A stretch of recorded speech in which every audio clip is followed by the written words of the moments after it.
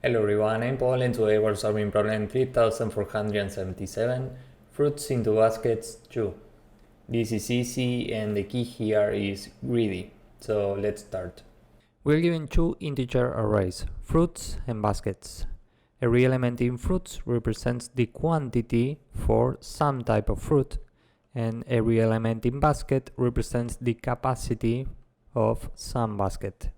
We need to put the fruits in the baskets according to these rules.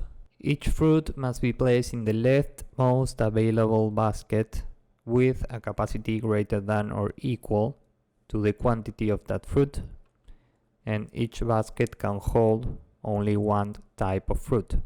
Finally, we need to return the number of fruit types that remain unplaced after all possible allocations are made.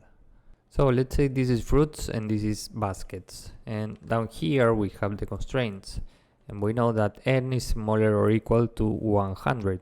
This means we can think in terms of n squared, because this is at most 100 squared, and we can handle this number. And what this means is we can use a greedy approach. So now I will show you how this works. We are iterating fruits from left to right from index 0. So first we are here and we have a 4. And we are checking if we can fit these 4 fruits into some basket. And remember, we need to put these fruits in the leftmost available basket with a capacity greater than or equal to 4. We are checking which of these baskets are available from left to right. Right now every basket is available, and first we are here, and 3 is smaller than 4, so we can't put this in this basket. So we continue and now we are here, and 5 is greater than 4, so now we can put these fruits in this basket. And we need to find a way to keep track of the baskets that we have already used. There are different ways to do this, but here we will have a set, and we will call this set used B, and the result will be initially 0. So, given that we can put these fruits into this basket, we add the corresponding index for this basket in our set. And just to be clear, up here we have the indices, so this 5 is at index 1. So we put a 1 here. And what this means is this basket is no longer available. And given that we can place these 4 fruits into some basket, the result is still 0. Because remember, we need to return the number of fruit types that remain unplaced after we end this loop. So now we continue and we are checking where can we place these 2 fruits. So we are iterating baskets from left to right. And first we are here. Given that we don't have index 0 in our set, this basket is available. And given that 2 is smaller than 3, we can put these fruits into this basket. So now this basket is used, meaning we need to add the corresponding index 0 here. So now this basket is used, the result is still 0, we continue and we are here. And we are doing the same, we are checking if we can place 5 into some available basket. So we check from left to right which are the available baskets. This is not available, this is not available, these are here in our set, and this is available. 5 is greater than 4, so we can't place these fruits into this basket. And now we are out of baskets, so we add 1 to the result, meaning we can't place this fruit type into any basket. Now we have seen every fruit here, so we return the result, which is 1.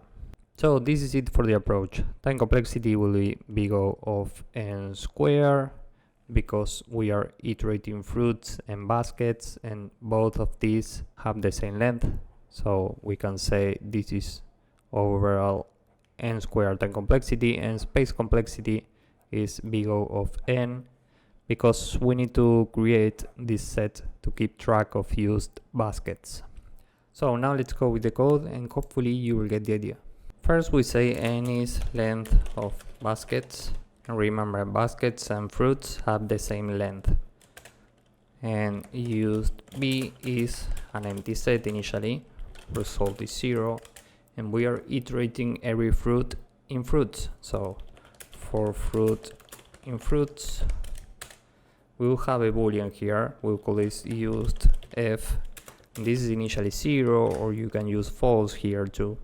And what this means is we have currently not used the current fruit, and we are iterating every basket. So for basket index in range n, and here we are checking if we have available baskets for this fruit. And if after doing this value is still 0, we need to add 1 to the result, because this means we are not using this fruit. Remember, we need to return the number for fruit types that we can't fit in any basket. So here we can say if not used f result plus equal 1. And here in this loop we can say if the current basket index is in used b, or baskets at the current basket index is smaller than fruit, we continue. Else, meaning we have not used this basket, it's available, and the current basket is greater or equal to the current fruit, we can add this basket to used b. So used b dot add, remember we are adding the index for the current basket, and we can change used f to 1, meaning now we are using this fruit, and we break this loop. And finally, after all of this, we can just return result. So this is it for the code. Now let's submit this and see if it works. As you can see, this works and it's very efficient. So if you found this useful, please drop a like, subscribe, and see you in the next one. Bye bye.